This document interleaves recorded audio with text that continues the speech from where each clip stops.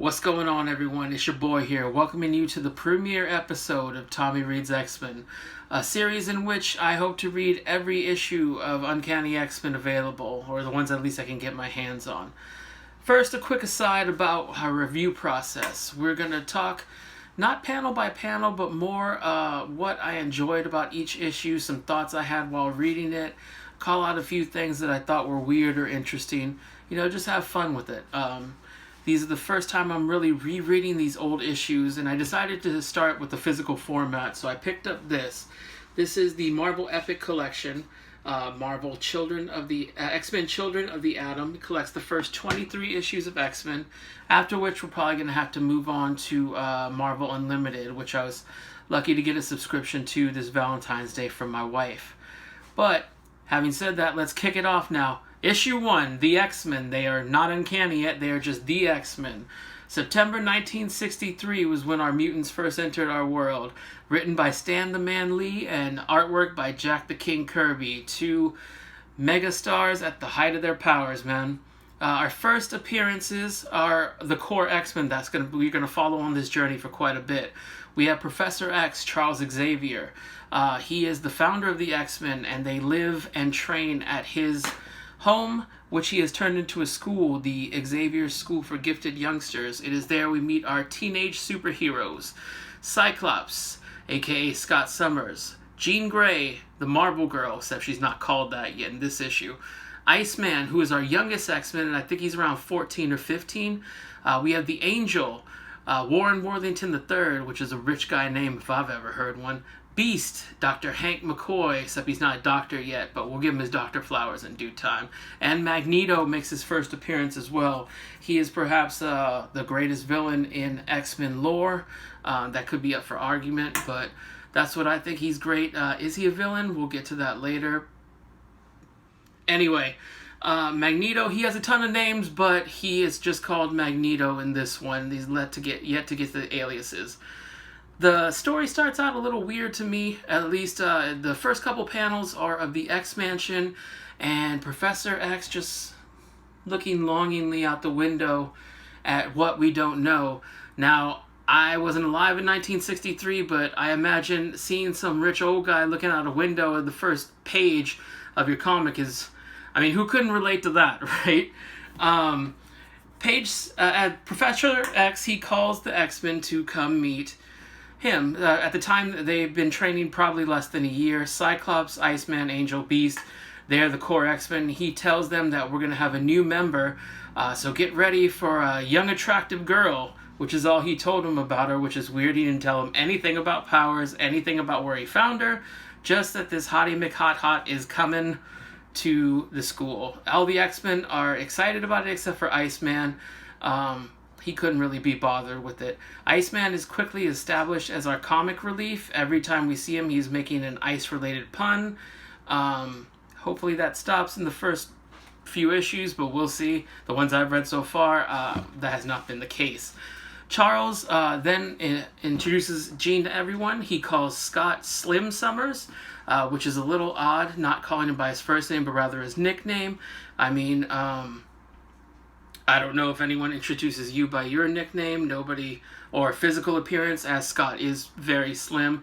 Nobody calls me Glasses and T-shirt when introducing me, and I hope no one ever does. In page 7, we get introduced to Jean, but by page 10 comes, unfortunately, Jean's first taste with sexual harassment from the X-Men. This is going to be a recurring theme I've noticed in the first few issues I've read. Granted, I don't know how times were in the 60s. It was a different time, I'm assuming, but it just doesn't read that well right now. What happens in page 10 is the Beast tries to sneak a kiss from Jean, and we get to see her power as she uses the power of her mind to throw him across the room. Which he deserved, because who goes up and says, hey, how about we make out, 10 seconds after meeting someone? Definitely not me. Magneto, we meet through his holding a military base ransom. He gives him a ransom note, but he doesn't do it the normal way a cop and robber would. Like, here's a ransom note. What he does it with that Magneto flare. Yeah, he takes some magnetic dust, whatever that is, and uses it to write a note in the sky in cursive, which is a lost art, mind you. He used it to write a note in cursive telling them to get out because this is now his base. You know, even though the guns won't work against him, I don't know why the military didn't think, hey, there's only one dude, let's just run up and punch him. But they didn't think of that until a couple pages later after I wrote that note.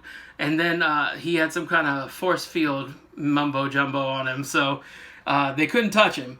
The team hears about this throughout the news because they don't have any connection with the military, the president, or anything like that. They are just some students, so they see it on the news. Professor X tells them to suit up, and instead of getting to the mission to fight Magneto post-haste, they decide to sneak around the corner and watch Jean get dressed. Yeah, they watch Jean get dressed in her new uniform, and that's how the X-Men spend their time.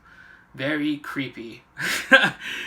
Charles then wants them to be inconspicuous, but, you know, definitely keep their Magneto at bay. So in his rich guy attempt to be a low profile, he takes the X-Men to what is later called the Blackbird, but they just call it, you know, the X-Jet. He takes them there in a Rolls Royce.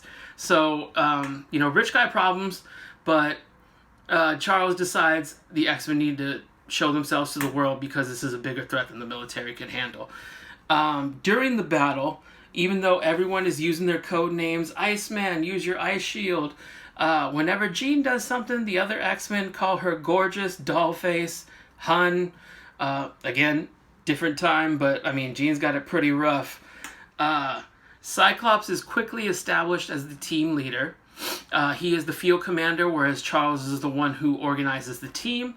The X-Men are unknown to the military at this point, so when they show up, a bunch of kids in costumes, they're battling this other guy in a costume, the military's like, alright, well, we're just gonna go with it, because our guns in... Oh, wait, we didn't think to hit him? Let's hit him? No? Hit him? Force field? No? Okay, well, we'll just let them deal with it. I'm sure they got it. Jean, with no training on her first day, is able to disarm a bomb, throw it in the water, and save the day. Magneto decides to fight another day, which he will in abundance. Although Magneto, knowing that he's the hero of his story, refers to the X-Men as the antagonists, because he's the protagonist. You know what I'm saying? He's the hero. He's doing what's right.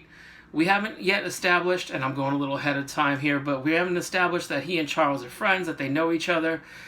We will get to that eventually, but the X-Men throw a monkey wrench in his plans, whatever they were, and they save the day.